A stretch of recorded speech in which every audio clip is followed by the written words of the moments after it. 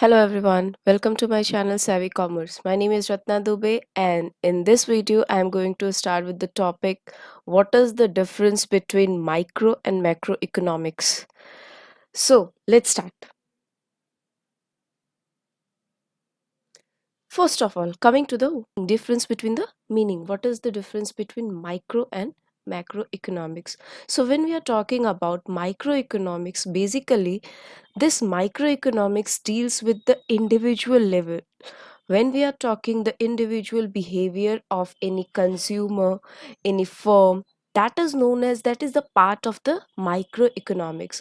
But when we are talking about the national level or at an international level, that is what is the behavior of whole economy overall, that is the part of macroeconomics.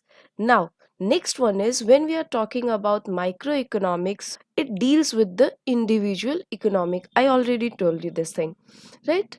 Here, this microeconomics basically deals with the individual level. What is the behavior of any one individual overall, right? And similarly, macroeconomics deals with the aggregate level, that is when we are talking about macroeconomics, we are talking about the total amount, like we are dealing with the totality, that is aggregate economic variable. In microeconomics, for example, we can say the study of demand and supply. In microeconomics, when we are talking about the demand and supply, we are basically dealing with any one individual, like person to person, what is the difference is going to be there. Similarly, in macroeconomics, when we are talking, we are doing the study of total demand and supply. So if I am talking about microeconomics, I am basically dealing at an individual level, and similarly, when I'm talking about macroeconomics, I'm talking about the totality of the demand and supply. For an example, I can say over here we have to deal with the individual level of supply, demand, what is the product pricing, production of any units or consumption of the units. Similarly, in macroeconomics, we have to deal with, or we have to cover all the issues which are related to national income, money, employment, etc. I already told you that individual consumers are seen over here. We are talking about single variable, that is individual level. But in macroeconomics, we are dealing at all the aggregate variables, that is total. We are talking about the national level, at national level, right? That is why over here we have to discuss about the national income. One more thing is that is we are dealing, when we are dealing in microeconomics, it is assumed that all the macro variables are constant. That is, they believe that it is going to affect individual level here. But here in macroeconomics, they are assuming that aggregate is more important and only that is going to be affected. Like if I am talking about micro, I will be assuming that macro is constant, and whatever the individual levels are there, only they are going to get affected. But in macroeconomics, we assume that all the micro variables are constant.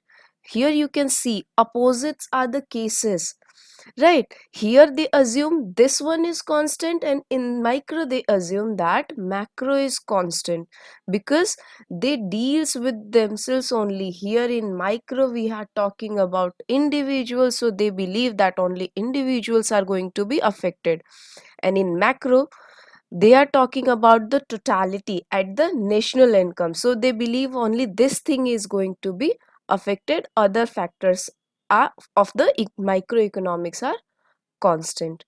All right, the last point over here is it is very important in the determination of the pricing of a product. So any firm or any industry is going to determine the price for their product. it is very important, because here we are talking about individual level, individual person, individual firm. And in macroeconomics, it is very important for maintaining the stability of the general pricing, resolves the major problems like inflations, reflation, unemployment, and poverty as a whole.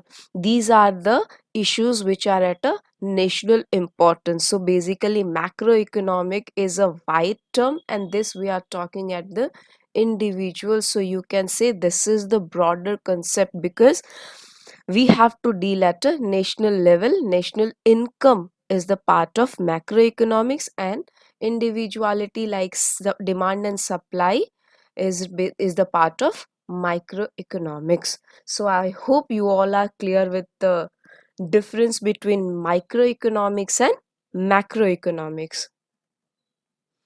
All right, so here we end this topic. What is the difference between micro and macroeconomics? Now if you are having any doubt, or you want me to cover any new topic, you can mention that in the comment section. And please follow my channel Savvy Commerce. Thank you very much.